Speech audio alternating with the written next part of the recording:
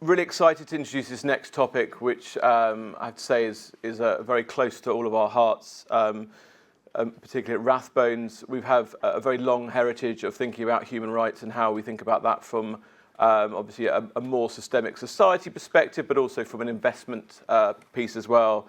I suppose most recently, in the last few years, we've been doing a lot of work thinking about voting against modern human slavery, but also we were intrinsically linked to setting up a group thinking about the government's policy changes in 2013-14, which came out as the Modern Human Slavery Act in 2015, which we were very key to writing part of that legislation into government. So I'm really pleased that we've got an opportunity to talk to you about this really important topic. Laura Hobbs, our investment director, will be leading the discussion with this very great panel you've got in front of you. Look forward to hearing from you all. Thank you. Thank you, David. It's my great pleasure to chair the last panel of this afternoon on the topic of human rights. And I'm delighted to be joined on the stage by Emma Crates, Business and Human Rights Lead at Marshalls Group. For those of you who don't know, Marshalls Group is listed on the London Stock Exchange, leading supplier of building materials. And before Emma joined Marshalls, she was a policy lead at the Independent Anti-Slavery Commissioner. We also have Louise Eldridge, Head of Good Work Programme at Share Action. Part of Louise's work is bringing together investors. She leads a £5 trillion investor coalition working to improve labour standards and workers' rights. I then have Mike Ribeiro, who's the chair of Spurgeons. Spurgeons is a children's charity offering support services and family hubs.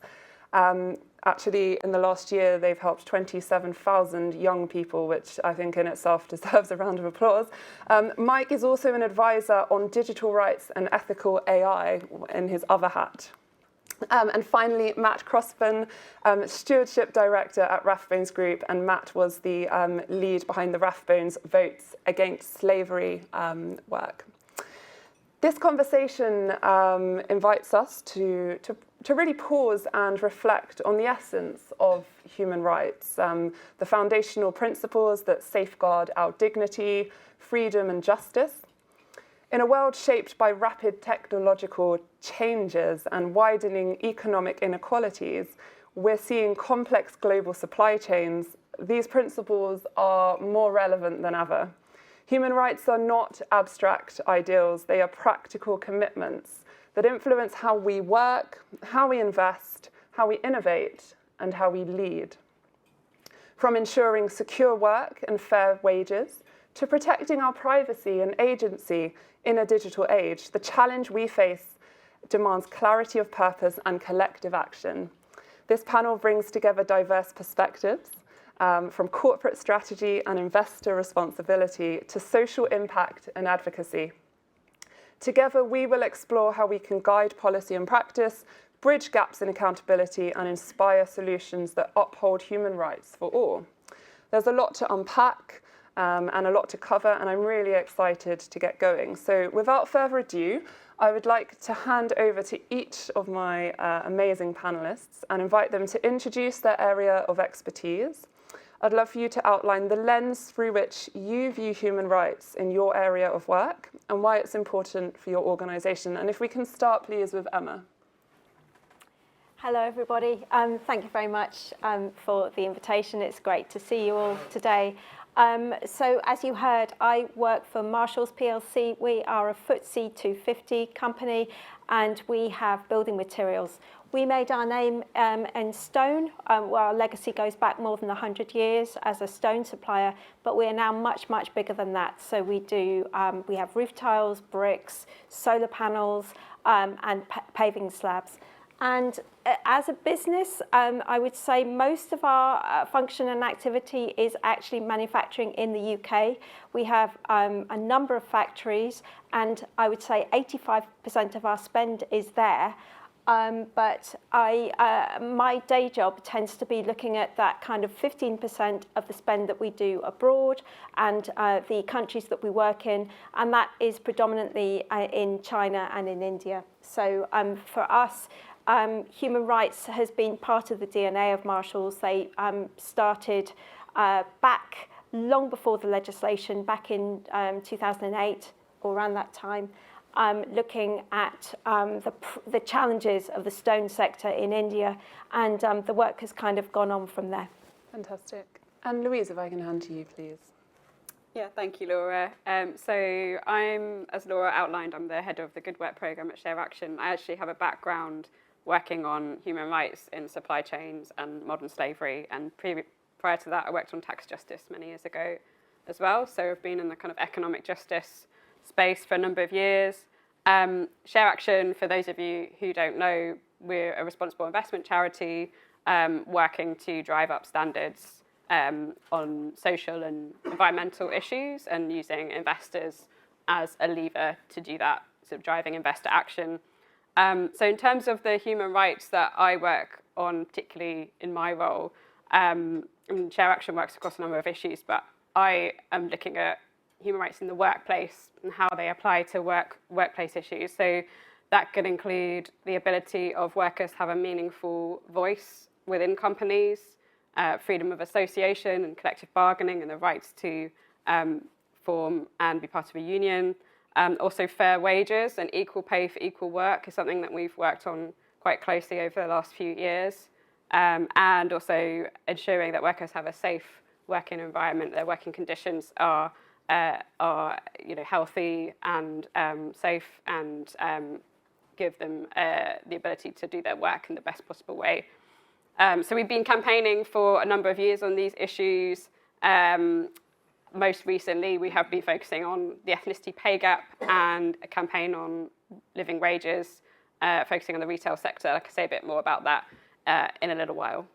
Fantastic. And Mike, please. Thank you. Well, thanks very much for the opportunity to come and chat with you guys. Especially thank you for hanging around for the last session. You've obviously had a long day, so thank you. So my background is that I've been chairman of Spurgeons for 3 years. Prior to retiring, I was a corporate lawyer working in the city. I'm also chair of another charity called Adoption UK. Spurgeons was established over 150 years ago by Charles Spurgeons, who was a great Baptist preacher. And he worked seeing the poverty in London slums and preached incessantly about the need for the church to engage and communities to engage in relief of that poverty. So we like to think that as a Christian charity, we have inherited his heritage in the work that we do. Our main focus at the moment is around working through family hubs. We support a number of family hubs in Birmingham, in Wiltshire and in Surrey. This is kind of like a one-stop shop where young people, children and their carers and parents can come for support. And we also do a lot of work in prisons, and that's something that I want to talk more about in the next question round, I guess, about the work that we do specifically in Winchester. And of course, we see as an organisation human rights through the prism of the rights of children. And very often the children that we're working with are the ones who are the dispossessed in society, don't have a voice, and really their rights are trodden over by so many different people. Thank you. And last but not least, please, Matt. Thank you, Laura. Good afternoon, everybody. Yeah, my name's Matt. I'm the Stewardship Director here at Rathbones, and if you don't know what one of those is, don't worry, I've been married to my wife for 11 years and she's not entirely clear. Stewardship is the sort of label that we give to active ownership. So all the assets that we own on your behalf, if you're a client here, how are we using the influence that we have within those companies and our voting rights to make sure they're being managed well, but also making sure that they're moving towards a more sustainable operation. So really pleased we've got a team of 6, several of whom are actually in the room today, doing all our AGM voting and our thematic ESG engagement on behalf of the whole group. So a little bit about my team, and that will explain a bit about how we integrate human rights within and how we see it, with the lens with which we see it. So we exist to try and deal with those sources of risk that you can't really uncover in the usual kind of financial side of the investment process. So these are things that are non-financial but certainly material. We've heard a lot of talk about nature risk and climate risk this afternoon.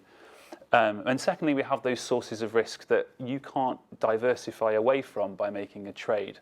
Things that affect the global good of society, the global growth prospects that we're all facing. So human rights is an issue. It presents itself in both of those areas. You can think of examples where single companies like Marshalls, for example, might have particular human rights challenges that might affect their bottom line. But then we also have the issues of things like modern slavery examples, which affects things systemically and has a huge impact. And just to put a few numbers on that as my initial framing thought, modern slavery here in the UK, so this is any example of kind of forced labour, human trafficking. It isn't just a kind of a morally objectionable thing that we should all be concerned about as citizens, but you as a taxpayer should be really, really keen to see government take action on this stuff. By using the Home Office's own figures, it costs us about £60 billion a year to deal with the level of human trafficking and modern slavery in our society. That's about 2% of GDP. So notes to Rachel Reeves, if you want to see a reverse a drag on growth, dealing with modern slavery would be a really good thing to think about. Now, I share that as an example of a really good overlap of the why. There's a why financially to dealing with human rights risks in this area, and it's a great example. And that overlaps with that why societally, I think, that we all feel. So yeah, that's a good example, I think, of how an investor would start to integrate some of this thinking within this debate. Thank you, Matt. And one of the things I think I'd like to start on, if I may, is over to Emma. So, Matt, you spoke about the challenges that companies have in their supply chains, and Marshalls have over 300 suppliers of raw materials supplying your organisation with, I'm sure, a wide geographical footprint. And like many companies, you've had to navigate the challenges that come with that. I wonder if you can touch on the approach that you took, Emma, at Marshalls in implementing a human rights strategy across the organisation, and maybe touch on some of the challenges that you faced in setting that up. Sure. So we have many suppliers. I mean, we have thousands of suppliers actually. Probably that 300 is just the raw materials. We tend to screen our suppliers when they come in, and we look for those that are in the highest risk regions ethically, that are more ethically compromised, and also potentially the highest risk sectors. So often we'll put more attention on that. As we've grown as a business, 3 years ago we bought Marley PLC, which and we then inherited solar panels. So we've sort of had to expand our purview as we've gone along. I would say I tend to look at the highest risk areas, and for those I'd say are broadly 3 areas. That's stone, that's solar panels, and that's ceramics, maybe ceramic paving stones as well. We tend to sort of look, we take a sort of a multi-strand approach.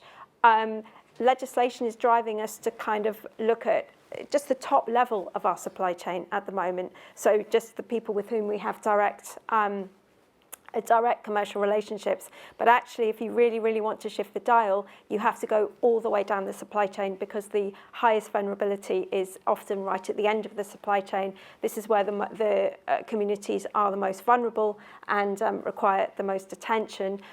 We do work to tier 1, but we walk the supply chain where we can. And we have kind of 2 strands. One is traceability, looking at where things come from and how they're linked between different layers of manufacturing. And the other is kind of ethically what's going on in those areas.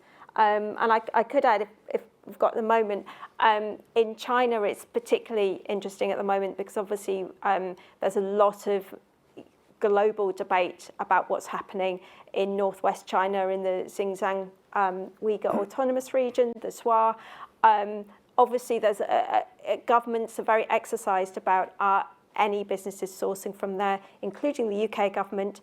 It's very unclear, really, in terms of what the government exactly wants businesses to do.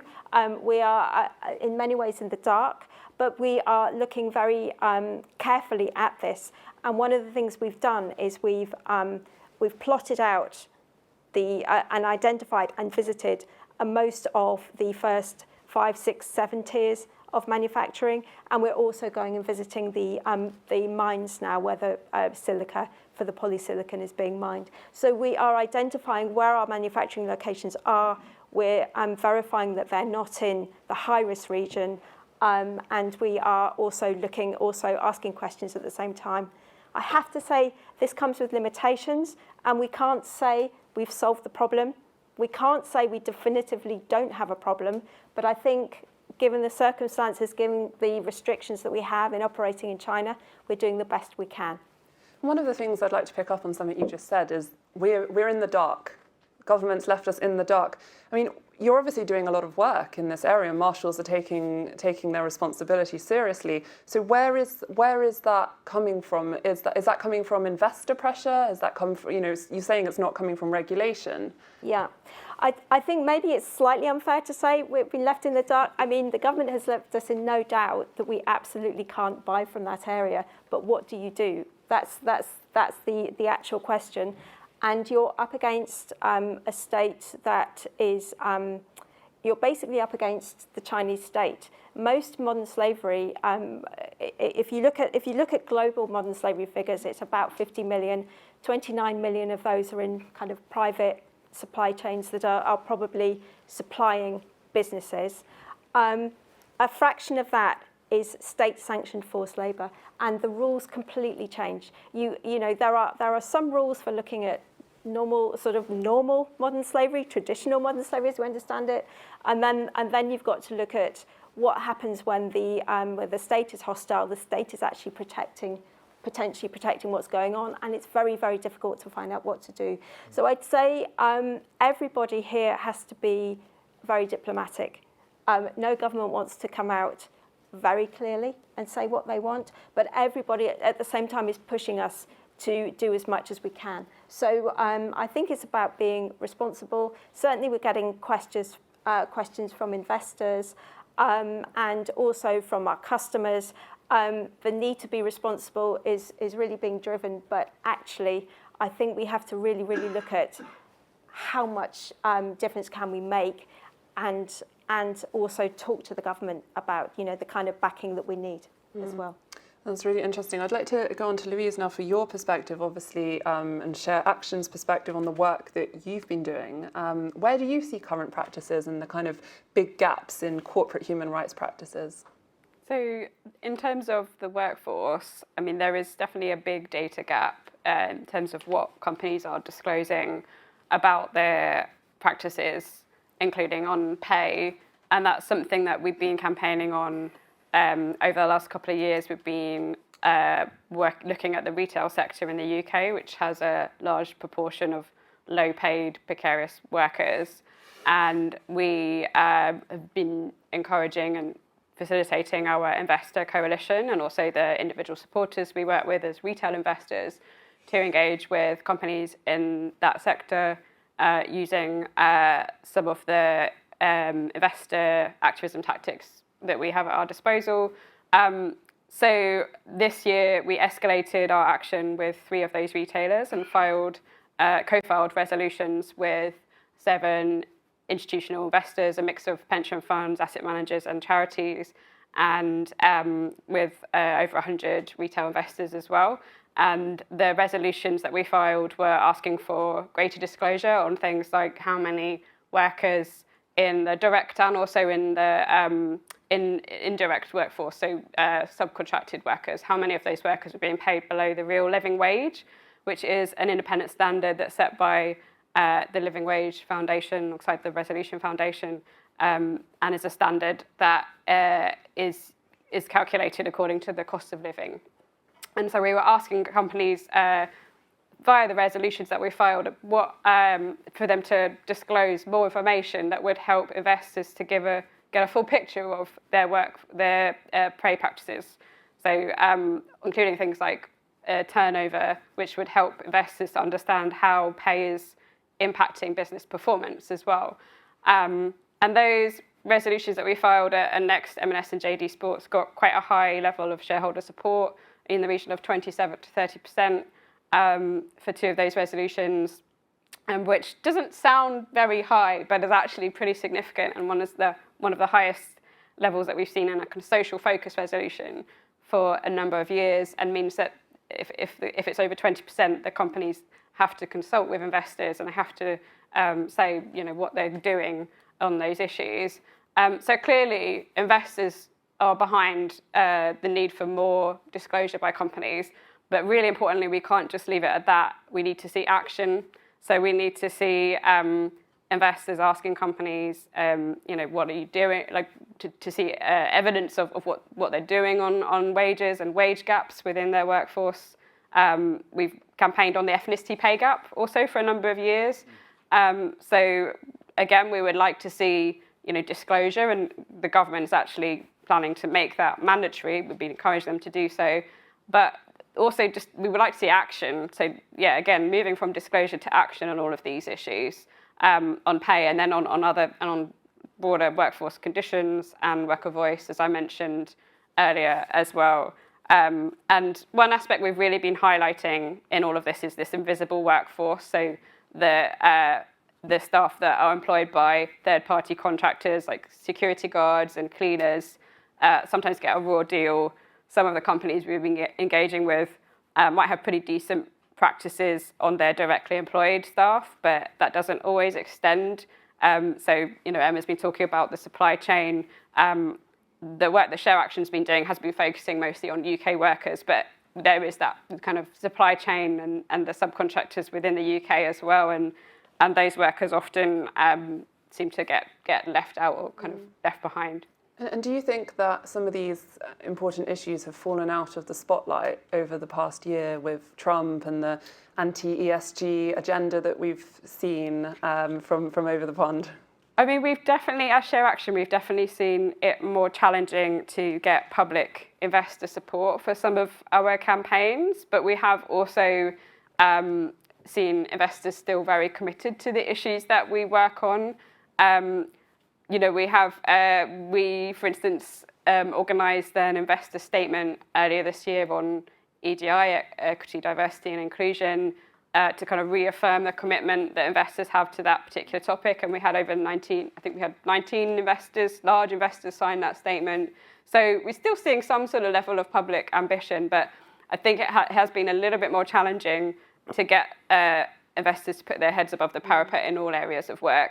I mean, what we're generally seeing on things like ED&I is that the language and the framing of some of these initiatives is maybe slightly shifting within companies and investors because of the slight chilling effect that we've seen from the US. But we are still seeing a commitment to take action. Sometimes we just have to be a bit smarter about how we do that. Thank you, Louise. I'd like to turn my attention now to maybe the justice angle of human rights and include Mike here in the conversation. I mean, Spurgeon's charity is doing amazing work around the justice piece, supporting prison families, young carer programs. I mean, working with a lot of vulnerable people and a lot of vulnerable young people. I wonder, how does Spurgeon's consider human rights in the context of the focus of your work? I think I would be lying if I said that we, at our board meetings, have an agenda item which says human rights every time. We don't. But we are at the coalface of activity. Perhaps if I could just articulate it through two projects that we work on. We work in an institution called Feltham, and Feltham is a young offenders institution where lots of the kids there are under 18, and we work with them and try and mentor them. Now, if you go and talk to those kids, they will say, you know what, we always knew we were going to end up here. We always knew we were going to end up here. And you say, why is that? Well, my dad was here, or my uncle was here, or my granddad was here. That's what we knew. The figures show that if you are a young male who has had a parent in prison, the likelihood of you following that person is around 60%. Now, that shouldn't come as a shock to us, because if you've got children and you've worked in the city, the likelihood of your son or daughter wanting to work in the city is probably about the same. And that's the reality. But if you then think about that in terms of the lost potential and economic cost to the Treasury every year, every one of us, forget the social justice angle, just think about the pure economic angle, should be outraged at that. Because government is doing nothing, and quite frankly, corporates are not engaged in this debate at all either. The other area that we work in is down in Winchester, and a lot of the prisoners, it's a male prison in Winchester, are on remand, but they could be there for up to 5 years. Some of their serving out their permanent sentences. We have a family hub there as part of one of the activities that we do, where we welcome young families into the prison and take them through into to see their parents or their fathers. There are 192,000 children whose parents are currently serving in prison. 192,000 children whose parents are in prison. Now, if we weren't there and you are a 5-year-old boy or girl who's never really understood what the state is about, your first interaction with the state will be being welcomed by 2 burly prison officers as you are then thrown through electronic security guards apparatus. You are then padded down to check that you haven't got any knives or drugs for your dad. You are then meant to sit on a chair where a huge sniffer Alsatian dog will come up to you and sniff you down as a third check. You are then sent into another area which is locked at both ends while you wait for the prison guards to be ready to escort you through to a prison waiting area where you can have a time with your father. Your father will not be able to get up from the chair to give you a hug. Your father will be there to have their hands like this. There will be some arguments going on, and you will then be escorted out after a very short visit with your father, and that's it. You will have travelled, on average, 100 miles there and back to spend that short time with your father. Now, for 192,000 children, that might be, every year, their first interaction with the UK state. Imagine that in terms of 192,000 future employees for the corporate world, or future non-employees because they end up in the system. We should be outraged at the hidden victims of crime who are those children. And the stigma that they suffer at school, the stigma that they suffer in their familial groups is awful. Now, what we do at Spurgeon's is that we greet them and we have a play area for them. And we take them through that horrible security area. And when they go and get to see their father, because we have a great relationship with the prison governor in Winchester and we're trusted, the dad can give them a hug. And on special days, the dad can sit down and play with toys with them, can have a pizza with them. We had a family day where we brought a petting zoo into the prison. A logistical nightmare, but we did. And the guys there got to spend the whole day with their children. Now, I spoke to one young prisoner there. He looked young, he was about 36, and I said, "How long have you been serving time?" And he said, "On and off, 16 years. This will be my 16th year." He's about mid-30s, and he had his 2 children with him. He said, "It's got to stop now. I can't bring them here again. It's got to stop now." So we see human rights through the perspective of not those prisoners. We do a lot of work with the prisoners to help them be better dads, to give them a reason when they come out to not to go back in.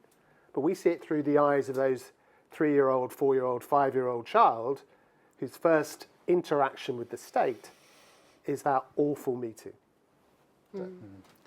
No, thank you. And that's really powerful to lay that out like that. And I mean, wearing one of your other hats as a digital advisor, how do you think social media and the world of AI is going to impact the next generation and the next generation of children and the kind of human rights that go with that? Okay, so I've been advising on artificial intelligence since 2015 from a legal perspective, when people were saying, "Why are you doing that? It doesn't exist yet," but I was. And I could see a lot of good value. There's a lot of potential for AI and technology to transform the business world. But when we were looking at privacy, we had this concept of privacy by design built into applications and into systems. We need to think about ethics by design when we're building and talking about AI constructs within the business world. If you think about the addictive effect of algorithms, which are built to be addictive, because that's how they succeed, most of the apps that our young people are dealing with are free apps. And I learnt that to the horror of this when I was about 30, when my son was 5, when I suddenly got a bill from Microsoft for £1,000 because it was a free app, but my son had done a lot of in-app purchases. And that got me straight onto the concept of this addictive behaviour. But these apps lead young people into a world of complete technological dependency. I spoke to a young person recently who said to me, and I almost cried when I heard this, she said, my best friend is ChatGPT. My best friend is ChatGPT.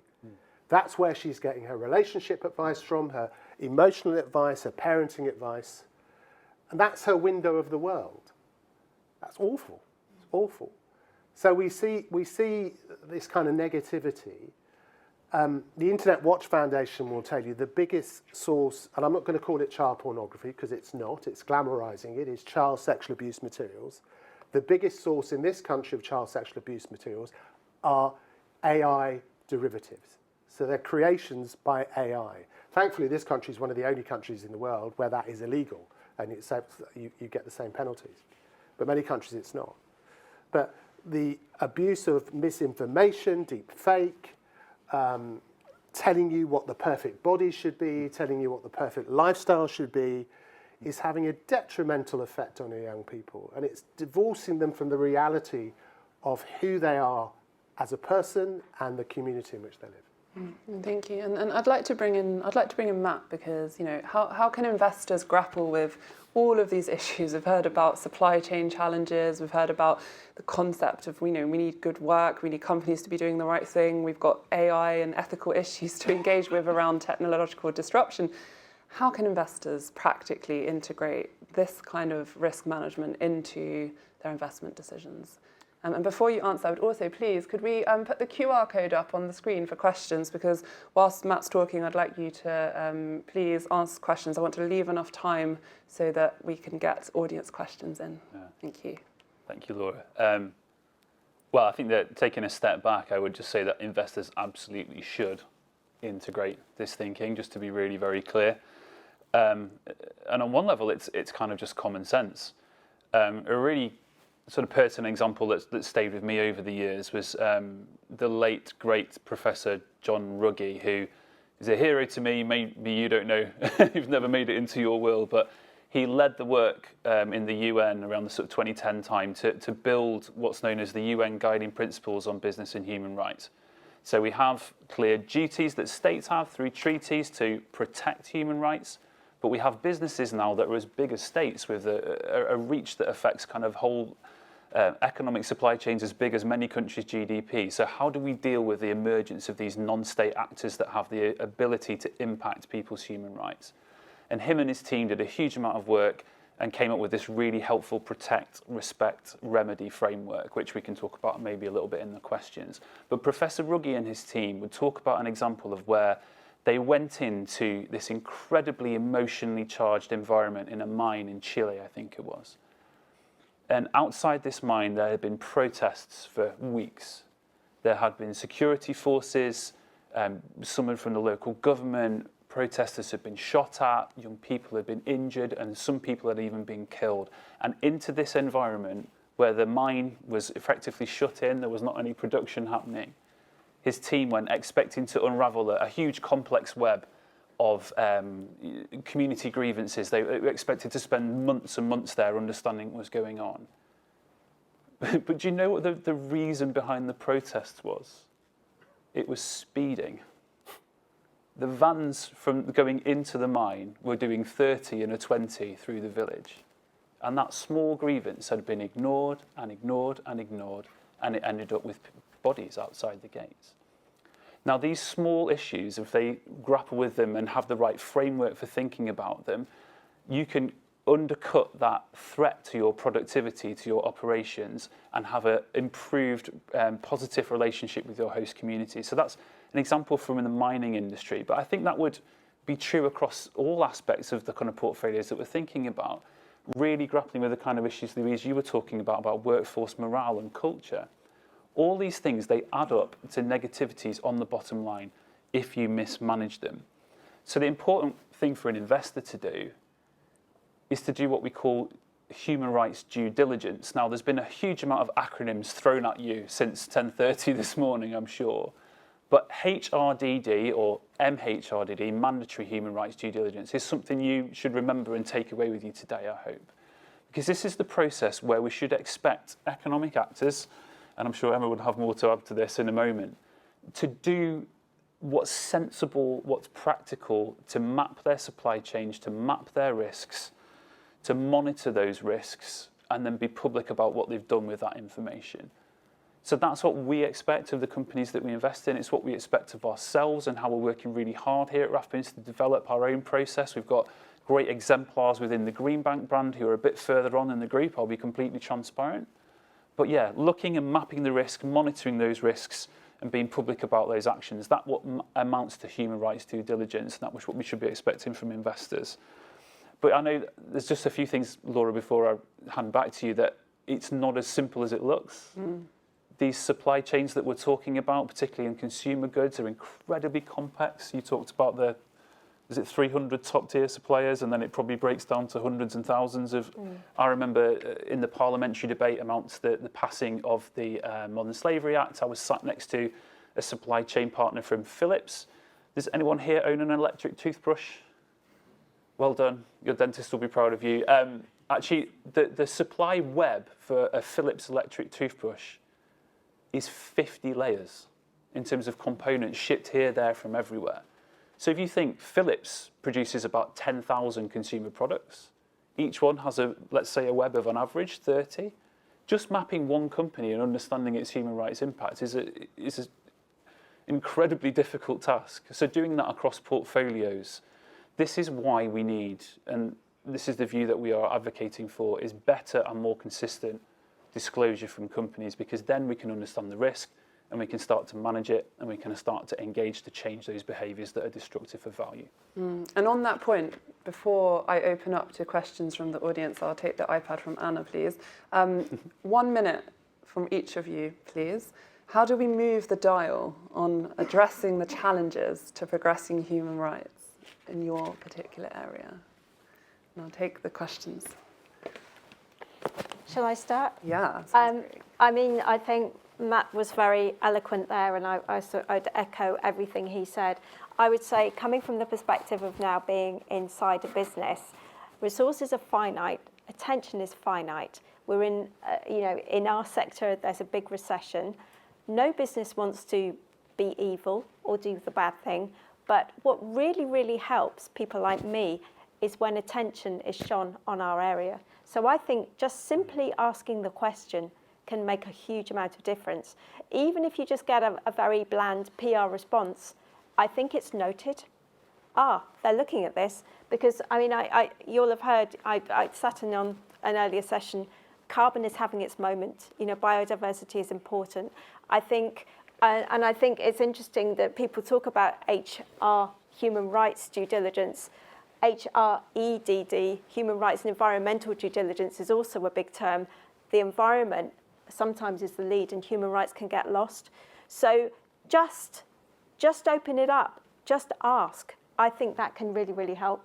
I think the government is also looking at legislation, and that might be tightening requirements. As long as we don't just go down to very, very anodyne data, which basically doesn't really tell a story, I think we could be moving it, but we have to be careful. Thank you. Louise?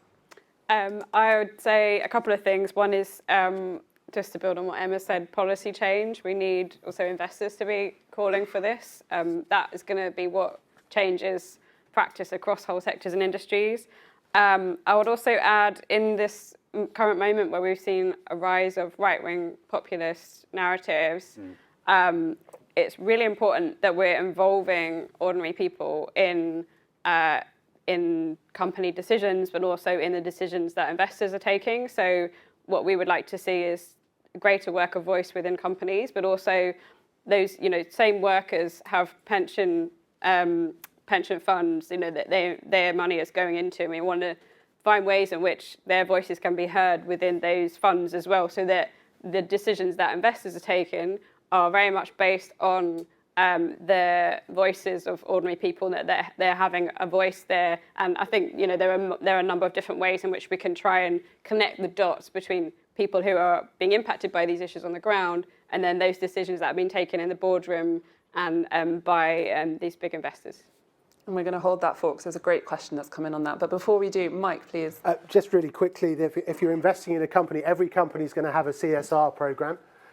Make sure those programs are not what I call charity washing, which look nice and they look really feeling cozy for the employees.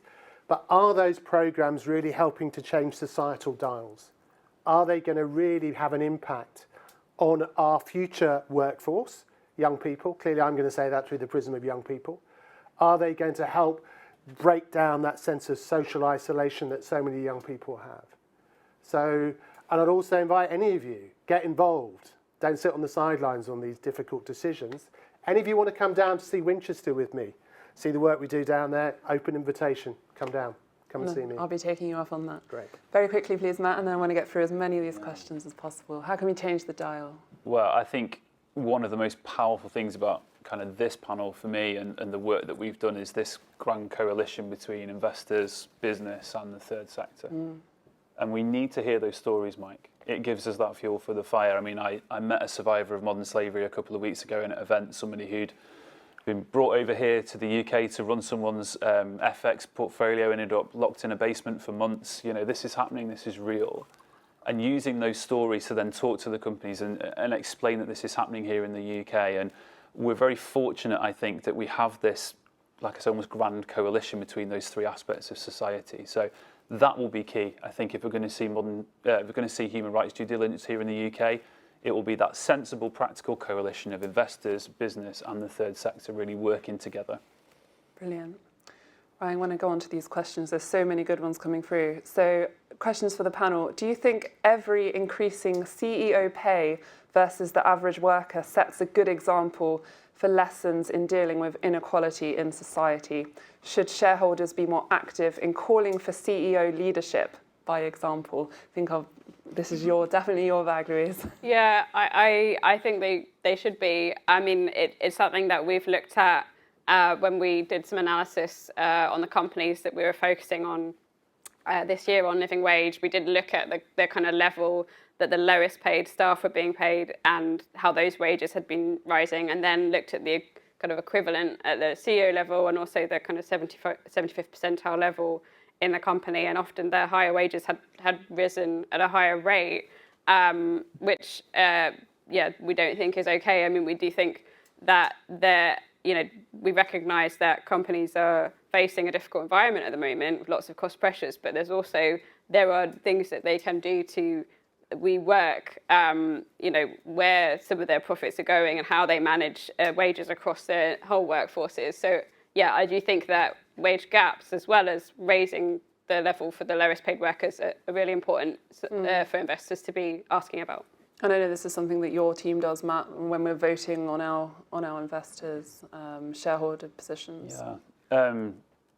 The wonderful management guru Peter Drucker thought that anything above 20-1 as a ratio for CEO pay would cause problems in terms of morale and connection. I think the average for FTSE sort of 100 company has, I think, 52-1. And I would dread, I don't think I've got enough noughts on my calculator to work out what Elon Musk's ratio would be. I think for us, it's a slightly tricky one. Is this Chatham House rules? Am I going to get in trouble if the CEO kind of walks in? Basically, it's about being sensible and about aligning shareholder best interests and wider stakeholder interests in your voting policy. That's what we seek to do here at Rathbones. It's not about kind of being against high pay per se, but is it aligned to everybody's best interest? Can it be backed up by the right kind of performance metrics? And I would say, apart from director re-elections, the alignment of pay packets and the disclosure around that is the second most important area where we actually disagree and vote against management. So yeah, I don't think we can look past the idea that people do what they're incentivized to do. We need to make sure that those levers are working for the right goals.